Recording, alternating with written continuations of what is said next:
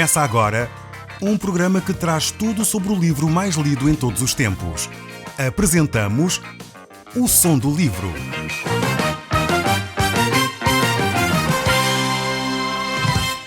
Seja muito bem-vindo. Neste podcast vai encontrar o livro mais conhecido e lido em todo o mundo. Vamos levá-lo numa viagem pela história da humanidade. Este é um audiolivro para si, para a sua família e sociedade em geral. Contextualização e comentários de Paulo Chaveiro. Nós estamos de volta à última viagem missionária do apóstolo Paulo. Encontramos-nos então no final deste livro dos Atos. Ainda estamos de volta ao capítulo 27, mas iremos hoje tentar terminar este livro dos Atos. Vamos começar desde logo olhando para aquilo que aconteceu nesta viagem bastante atribulada que o apóstolo Paulo teve com todos aqueles prisioneiros e aqueles chefes militares e o dono do barco que estavam ali. Diz assim o texto bíblico, neste discurso que o apóstolo Paulo dirige de encorajamento para aquelas pessoas que estavam a viver momentos difíceis naquela tempestade. Diz assim o texto bíblico: "Mas agora coragem, o navio afundar-se-á, mas nenhum de nós perderá a vida. Porque de noite apareceu-me um anjo de Deus, a quem pertenço e sirvo, surgindo perante mim, disse-me: Nada receeis, Paulo, porque serás julgado diante de César. E ainda mais, Deus, na sua bondade, concedeu o teu pedido e salvará a vida de todos os que contigo viajam. Por isso, animem-se, creio em Deus. Estou certo de que será tal como ele disse. Todavia, havemos de naufragar em alguma ilha." Vemos aqui que o apóstolo Paulo agora procura confortar estas pessoas. O crente deve ser de facto alguém, o cristão deve ser alguém que se torna alguém de bênção, alguém que torna o ambiente à sua volta algo melhor, algo mais agradável. Mesmo em situações difíceis, o cristão deve ser essa pessoa. Ele está em contacto com Deus e ele traz Deus, de alguma forma, para a vida das pessoas. Vemos que esta situação aqui, o líder, o dono do navio, o centurião, não deram ouvidos lá quando eles saíram de bons portos, não deram ouvidos e por isso conduziu aquela gente toda a uma série de problemas. Porém, agora, o centurião e o dono do navio ouvem o que Paulo tem a dizer. Apesar disso, Paulo não fica ressentido por eles não terem ouvido antes, não o terem dado ouvidos antes de saírem lá do porto. No entanto, o que importa agora é eles darem ouvidos àquilo que Deus está a dizer. E Deus tinha promessa para salvar a vida daquelas pessoas todas. Deus ouviu a oração de Paulo e atendeu ao pedido que Paulo tinha feito. O texto continua e diz assim a palavra de Deus: "Perto da meia-noite, a 14ª da tempestade, andávamos nós perdidos no meio do Adriático, quando os marinheiros desconfiaram que havia terra ali perto.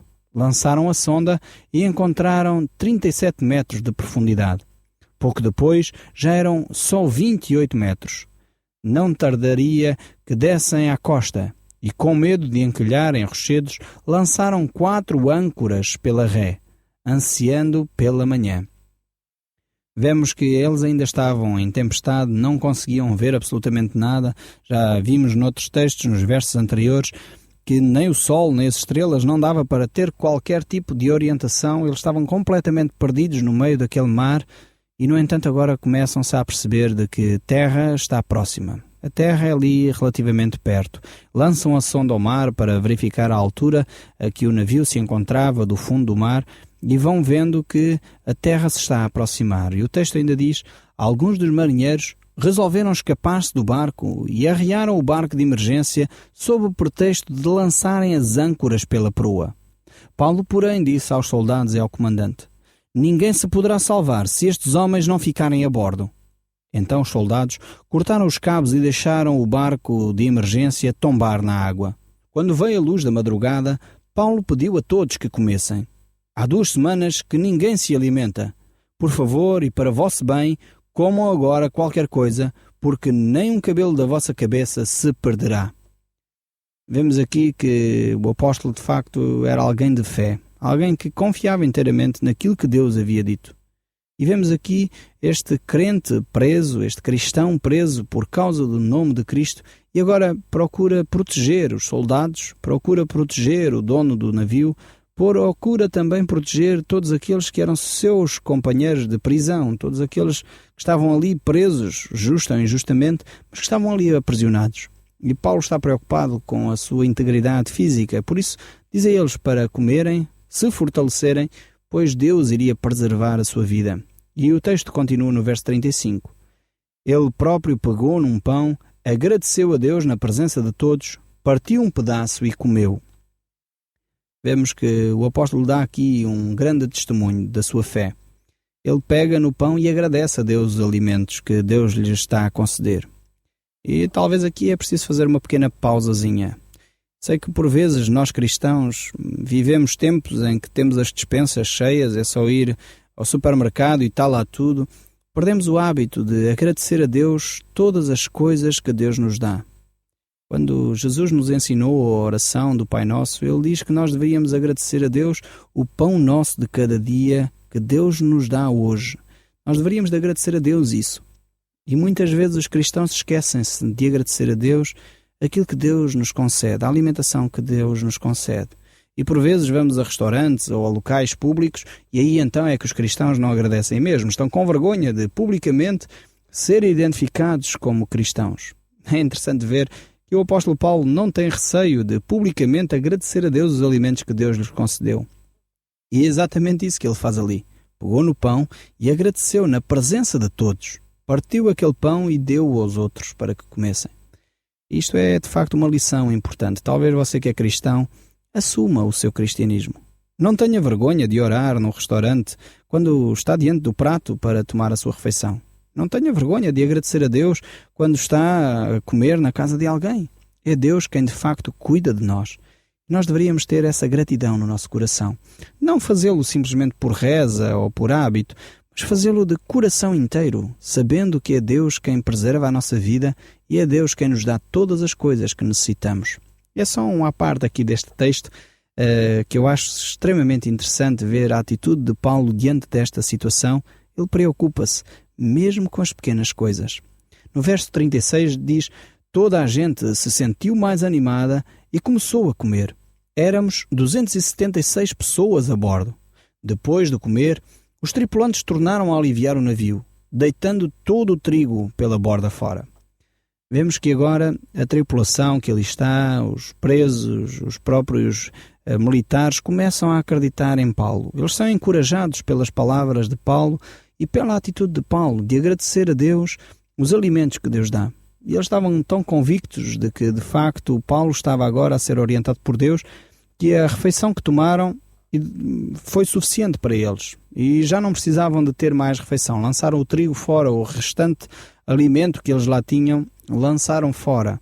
E estavam confiantes que, de facto, aquilo que Deus estava a dizer através de Paulo era mesmo assim. E o texto continua: quando se fez dia, não reconheceram a costa, mas reparando numa baía com uma praia, perguntaram a si próprios se conseguiriam passar por entre os rochedos para que as ondas os atirassem para o areal. Resolveram então tentar. Cortando os cabos às âncoras e deixando-as no fundo, desprenderam os lemes, içaram a grande vela e apontaram à praia. O barco, porém, encalhou num banco de areia. A proa enterrou-se, enquanto a popa ficou exposta à força das ondas, começando a desfazer-se. Os soldados aconselharam o seu comandante a deixá-los matar os presos, não fosse algum nadar para a terra escapar-se. Mas Júlio, desejando poupar a vida a Paulo, disse: não. Mandou então que todos, quando soubessem nadar, que saltassem pela armadura e fossem para a terra, enquanto os restantes tentariam fazê-los agarrados a pranchas e destroços do navio. E foi assim que todos chegaram à terra. Vemos aqui que, diante da proposta que estes militares fizeram de matar os presos, este centurião preocupou-se com a vida de Paulo. É interessante ver a relação que este responsável militar foi criando com Paulo. Ele apercebeu-se que Paulo de facto era alguém diferente.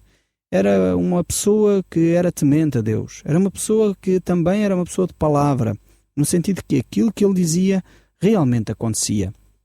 Ele começou a ver certamente que aquilo que Paulo tinha dito lá no porto, em bons portos, antes deles saírem para o mar, estava exatamente a acontecer. Isso certamente gerou uma confiança nele. E vemos que ele toma providências para poupar a vida de Paulo. Pois se eles matassem os presos, teriam também de executar Paulo, ainda que ele era um homem inocente. E vemos então o capítulo 28. Chegamos lá neste momento. Em breve, soubemos que estávamos na ilha de Malta. O povo da ilha tratou-os com muita bondade, acendendo uma fogueira na praia para nos dar as boas-vindas e nos aquecer da chuva e do frio. Estava Paulo a apanhar um braçado de gravetos para expor no fogo, quando se lhe agarrou à mão uma cobra venenosa que fugia do calor. O povo da ilha, ao ver a cobra assim pendurada, disse entre si: é assassino, não há dúvida. Escapou ao mar, mas o destino não o deixa viver. Esta situação é típica de quem desconhece muitos fatores. É típica de um povo supersticioso.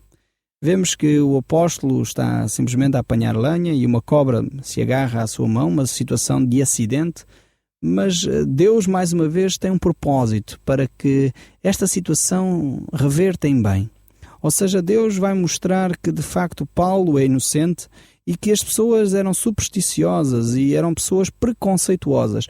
Ou seja, tinham ideias pré-concebidas, mesmo que não soubessem muito a respeito das pessoas, avaliavam as pessoas pelas circunstâncias. E aqui, uma situação destas leva-os a pensar que, de certeza, este homem é um assassino. Este homem não pode ser boa res, como diz o povo. Este homem escapou ao mar, mas vai-se fazer justiça porque ele vai morrer agora envenenado. Mas vamos ver o que acontece ao apóstolo Paulo. Paulo, porém, sacudiu a cobra para dentro do lume e não lhe aconteceu nada. As pessoas esperavam que ele começasse a inchar ou caísse vitimado por morte repentina, mas, quando depois de esperarem muito tempo, viram que nada lhe sucedia, mudaram de opinião e convenceram-se de que era um Deus. Mais uma vez, o povo normalmente age assim. Vai do 8 para o 80. Se por um lado pensaram que Paulo certamente é um assassino, estavam prontos já agora para decretar a sua sentença de morte. No entanto, como Paulo não morre, então agora deificam Paulo. Torna-se um Deus. E as pessoas, infelizmente, muitas vezes agem assim. Vão do 8 ao 80. Ora, aquelas pessoas que nos são próximas são muito amigos, são agarrados a essas pessoas demais. Ora, de repente, viram as costas, não querem saber mais destas pessoas que supostamente eram tão amigos. Isto deveria nos pensar a sermos um pouco mais moderados nos juízos que fazemos a respeito dos outros e na atitude que temos para com as pessoas que cruzam connosco. Deveria nos fazer a refletir seriamente sobre a forma como avaliamos os outros. Jesus Cristo nos deixou essa recomendação, que nós não deveríamos de olhar para o argueiro do olho do irmão quando nós temos uma trave no nosso olho. Não deveríamos fazer juízos precipitados sobre os outros. E não deveríamos avaliar os outros, porque muitas vezes a nossa própria vida é de facto bem pior do que aquela que nós estamos a querer ajuizar. Mas infelizmente o ser humano é assim, e aqui os habitantes da ilha de Malta não eram muito diferentes. Ora, Paulo era um assassino, ora, Paulo era um Deus. Mas voltando aqui ao texto bíblico, no verso 7, diz assim a palavra de Deus: perto da praia onde desembarcamos, havia uma herdade que pertencia a Públio, governador da ilha. Este homem acolheu-nos com muita bondade e sustentou-nos durante 3 dias. Ora, sucedia que o pai de Públio estava doente, febre e disenteria. Paulo entrou na casa, orou pelo enfermo, colocou as mãos sobre ele e curou-o. Todos os outros doentes que haviam na ilha procuraram Paulo e foram curados. Como resultado, receberam muitas atenções e, chegada a altura de nos retirarmos, puseram-nos a bordo tudo aquilo de que precisávamos para a viagem. Aqui parece que Lucas, o médico e o evangelista que acompanhava Paulo nesta jornada, relata esta situação com bastante pormenor. Notemos aqui o poder de Deus que Deus havia dado a Paulo, o dom que Deus havia dado a Paulo para ele agir. Ele tinha ali ao seu lado o médico, no entanto, não foi o médico Lucas que agiu, mas o apóstolo Paulo, através do poder de Deus. Pois Deus tinha algo para se manifestar. Deus queria se manifestar àquela população. Deus queria manifestar a sua glória de uma forma extraordinária. Então Deus, em vez de usar Lucas, usou Paulo com este fim. E vemos como o povo ali daquela ilha ficou realmente grato, não só a Paulo, como a toda aquela tripulação, e agiu depois em conformidade com essa gratidão. E encheram o barco, um novo barco, certamente, para eles poderem continuar a sua viagem. Vemos que muitas vezes Deus usa situações extraordinárias, situações que saem fora do comum, para se revelar às pessoas, para mostrar o seu poder e a sua autoridade. Infelizmente, verifica-se que certamente as pessoas, ao viverem essas situações, nem sempre têm a atitude que estes habitantes aqui da Ilha de Malta tiveram. Muitas vezes as pessoas, ao verem os milagres que Deus opera, endurecem o seu coração e não ficam mais próximos de Deus. Antes, pelo contrário, atribuem essas ações a circunstâncias, a casualidades, a situações, enfim, que não têm a ver com Deus. E é triste quando se retira a percepção de que foi Deus que agiu no nosso meio. Estes habitantes aqui estavam bem conscientes de que tinha sido Deus a agir no seu meio. Mas o texto bíblico continua e diz assim: tinha-se já passado 3 meses depois do naufrágio, quando nos fizemos de novo ao mar. Desta vez num barco chamado Os Gêmeos de Alexandria, que invernara na ilha. O nosso primeiro porto de paragem foi Siracusa, onde ficámos 3 dias. Dali navegámos ao longo da costa até Régio. No dia seguinte começou a soprar o vento sul, de forma a que chegámos a Puteoli no dia imediato. Ali encontramos alguns crentes que nos pediram que ficássemos com eles durante os próximos 7 dias. Seguidamente, retomámos a viagem até Roma. Os crentes em Roma já sabiam que estava próxima a nossa chegada e vieram ter conosco à praça de Ápio, enquanto que os outros se nos juntaram nas 3 vendas. Ao vê-los, Paulo deu graças a Deus e sentiu-se muito animado. Vemos aqui que, finalmente, o apóstolo Paulo chega a Roma. Seus irmãos, na fé, o veem, o encontram e ficam extremamente contentes com este encontro. Eles conheciam, ouviam falar de Paulo, já tinham recebido a sua carta e conheciam um pouco aquilo que Deus estava a fazer através deste servo de Deus e agora têm a possibilidade de estar com ele cara a cara. O apóstolo agradece a Deus o facto de ter encontrado aqueles irmãos. O crente sente-se de facto animado, confortado, quando encontra outras pessoas que partilham da mesma fé, independentemente do lugar do mundo em que se encontra. O próprio já tenho tido esta experiência de viajar por alguns países e encontrar pessoas que nunca conheci. Mas quando sabemos que somos cristãos, que partilhamos a mesma fé em Cristo, é como se tivéssemos chegado a casa. Há algo que nos une, algo que nos une além da língua, além da cultura, que vai além da forma de ser e estar de um povo. É algo que nos une, pois é vindo dos céus. É a relação que nós podemos ter com Cristo e essa relação é comum. E é uma experiência de facto muito interessante podermos estar com pessoas que nunca conhecemos, mas sentirmos que são pessoas próximas, porque partilham a mesma fé que nós. E era exatamente isso que estava a acontecer com Paulo e com estes cristãos daquela época. Encontraram-se e sentiram-se grandemente animados e muito agradecidos a Deus. O verso 16 diz: quando chegámos a Roma, Paulo teve autorização para viver onde quisesse, mas sempre guardado por um soldado. Então podemos dizer assim que Paulo ficou em prisão domiciliária. Ele estava detido, mas onde ele quisesse. Ele poderia habitar onde ele quisesse. E então Paulo fica retido na sua residência e ali ele pode receber as pessoas, pode anunciar o Evangelho, pode falar com quem quisesse, pois não lhe era restringida as visitas, ele tinha uma certa liberdade dentro daquele ambiente. O verso 17 ainda diz: 3 dias depois da sua chegada, reuniu os chefes locais dos judeus e disse-lhes: irmãos, fui preso em Jerusalém e entregue às autoridades romanas, embora não tenha feito mal a ninguém nem ofendido os costumes dos nossos antepassados. Os romanos julgaram-me e queriam libertar-me, pois não viam razão para a sentença de morte exigida pelos chefes judaicos. Mas quando os judeus protestaram contra esta decisão, vi-me na necessidade de apelar para César, embora sem querer acusar a minha nação. Pedi-lhes hoje que viessem aqui para nos ficarmos a conhecer e para lhes dizer que estou preso por estas correntes e é por crer na esperança de Israel. Vemos que o apóstolo Paulo tem o cuidado de chamar os líderes religiosos daquela época, ali daquela região, para esclarecer um pouco a situação. Mas o texto continua. Ao que eles responderam: nada ouvimos contra ti. Não recebemos quaisquer carta da Judeia ou informações a teu respeito por parte de algum irmão dizendo mal de ti. Mas interessa-nos ouvir quais as tuas crenças, porque a única coisa que sabemos acerca desses cristãos é que são acusados em toda a parte. Vemos que estes homens, estes líderes, já tinham ouvido alguma coisa acerca do cristianismo, mas ainda não estavam bem conscientes do que era. E eles fazem esta pergunta a Paulo, e Paulo não vai desperdiçar a oportunidade. Por isso diz o texto, combinaram uma data e grande número de judeus foi à casa onde Paulo vivia.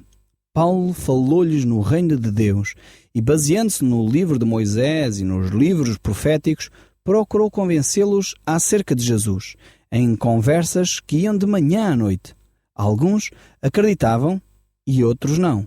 Mas depois de muitos discutirem entre si, Paulo disse-lhes, antes de se ir embora, o Espírito Santo tinha razão quando disse aos nossos antepassados, por intermédio do profeta Isaías, vai dizer a esse povo, vocês ouvem, mas não compreendem, veem, mas não percebem, porque o vosso coração está endurecido.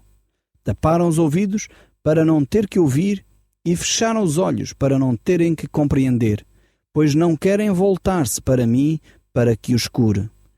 O apóstolo Paulo está a citar aqui este profeta mostrando a atitude do coração destes homens. Mas ele diz, quer que compreendam que esta salvação de Deus é também para os gentios e que eles a aceitaram. E quando disse estas palavras, os judeus retiraram-se e havia grande discussão entre eles. Paulo passou os 2 anos seguintes na casa que alugara e recebia todos os que visitavam, proclamando o reino de Deus com ousadia e ensinando acerca do Senhor Jesus Cristo sem impedimento algum. Vemos aqui que desta forma termina o livro de Atos. Ele termina de uma forma abrupta, sem qualquer conclusão, digamos assim. Mas o faz porque, na realidade, a história da Igreja não terminou ali. Ela continuou. E haveria muito para escrever. Certamente o livro dos Atos nunca mais terminaria, pois ainda hoje continua a ser esta história escrita no nosso meio. Todos aqueles que têm realmente um relacionamento com Deus podem experimentar a história do livro dos Atos na primeira pessoa. E esse é o meu desejo para si que me está a ouvir. O Som do Livro, uma produção da Rádio Transmundial de Portugal.